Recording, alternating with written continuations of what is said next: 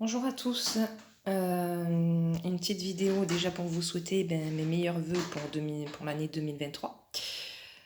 Et aujourd'hui, je voulais vous parler un petit conseil, une expérience que j'ai eue, voilà, parce que j'ai discuté un petit peu sur les réseaux sociaux par rapport à des problèmes sur les bébés concernant le sommeil. Euh, mon expérience, c'est que moi j'ai donc un petit garçon, mon dernier, qui a fait des terreurs nocturnes étant petit. Pour les mamans, enfin même pour les parents tout court, c'est très très compliqué à gérer parce que l'enfant, quand il est en crise de, de terreur nocturne, se réveille, pleure et en fait ne reconnaît même pas ses parents. Donc c'est très compliqué pour les parents, mais voilà, je vous rassure, c'est pas ça passe, c'est pas il faut pas s'angoisser.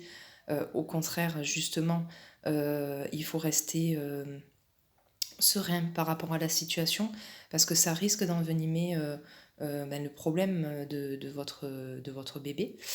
Moi personnellement, ce qui m'a permis de sauver la situation, ça a été un sirop aux huiles essentielles de camomille, passiflore, voilà. Donc tous les soirs avant de se coucher, il avait ça, une petite dosette. En un mois, c'était réglé. Voilà, donc il y a le problème aussi de savoir pourquoi les bébés et les enfants se réveillent la nuit dans leur sommeil, pleurent, des fois crient. Il faut trouver l'origine du problème. Sur les réseaux sociaux, la discussion que j'ai eue avec la personne, c'était, elle a trouvé l'origine, c'était un problème forcément de bruit avec des voisins.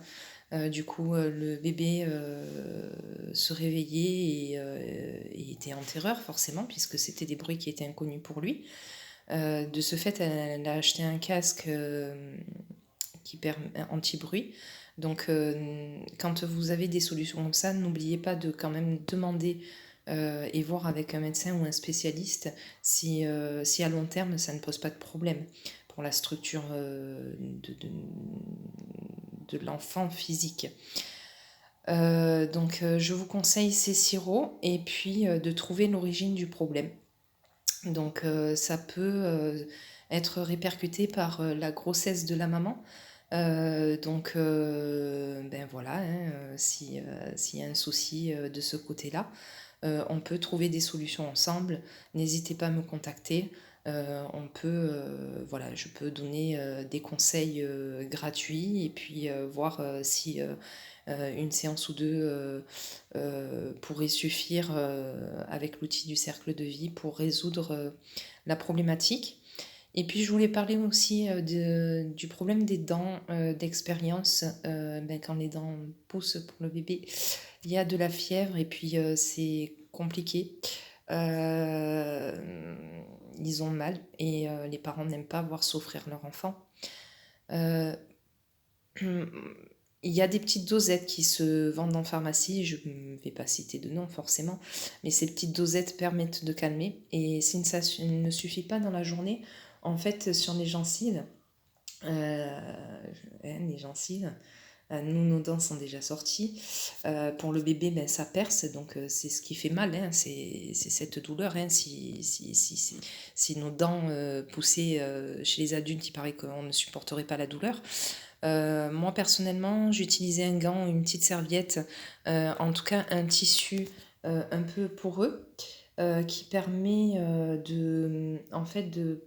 d'avoir un petit frottement sur les gencives qui permet à la gencive de s'ouvrir un peu plus pour que la dent, pour faciliter en fait la sortie de la dent et ainsi apaiser la douleur du bébé.